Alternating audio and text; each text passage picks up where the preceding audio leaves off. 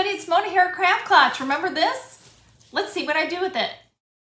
If you saw our last episode of Craft or Crap, you saw me make this and kind of turn it into a table. But I did say in there that I wanted to put resin on it, so that's what I'm doing today. When I first picked this up for our Craft or Crap challenge, it looked like this. When I painted it, it looked like this, and I made it part of a table. And if you have no idea what I'm talking about, check out this video. I do a monthly Craft or Crap challenge with Chaz from Chaz's Crazy Creations, and this was last month's project. I talked about it in the video about wanting to put resin on this, and I thought this is a perfect opportunity. The fine folks at Promise Epoxy wanted me to try out some of their products, so I thought this is a perfect opportunity to try out their tabletop resin. So that's what I'm gonna do. But before I mix it, let's talk about the shape.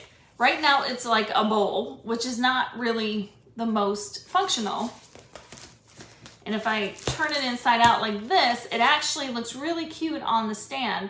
However, also not functional because everything is just gonna fall off of it. So my thought was, if I have it like this, but I press in the center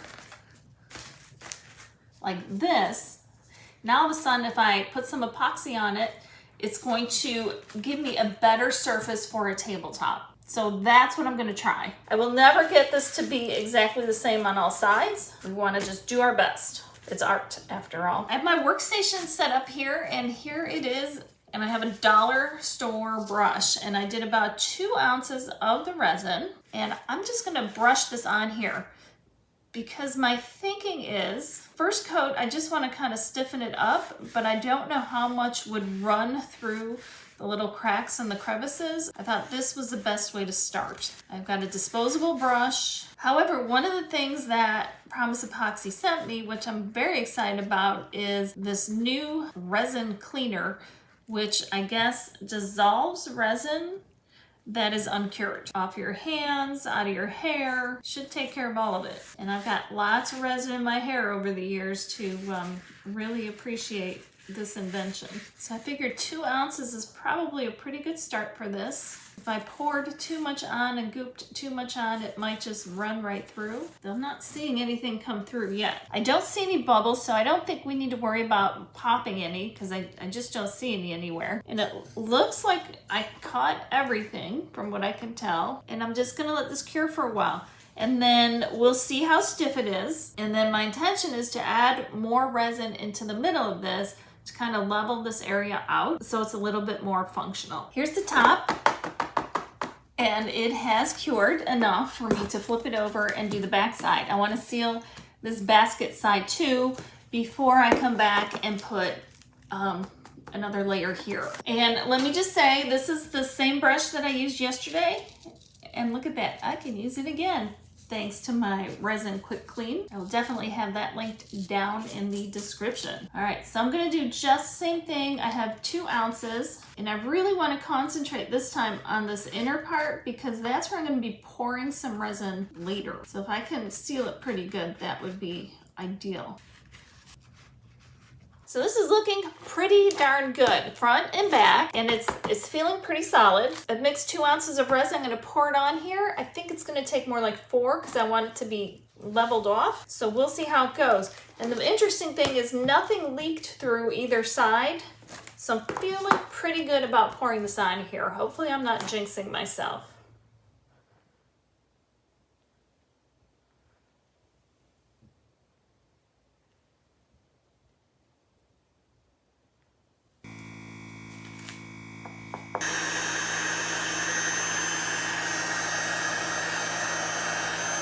So I have another 2 ounces that I'm gonna add on there as well. And I think I might need even more.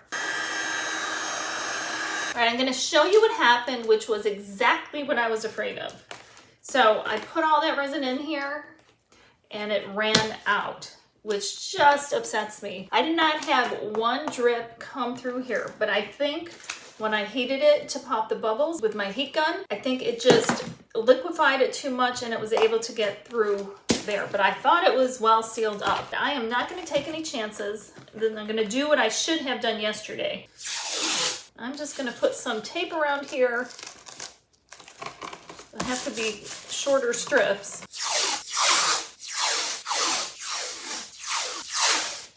All right, I have 4 ounces that I'm gonna pour on here. We'll see if I need more. I will.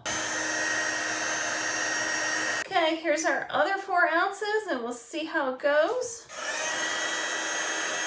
We're gonna let this cure. Those bubbles came out with very little effort, so A+, A+, A+ on that. We're gonna let this cure a minimum of 12 hours before we come back and handle it at all. Okay, it's all cured. Are you ready to see it? I haven't taken the tape off yet, so we're gonna do that quick.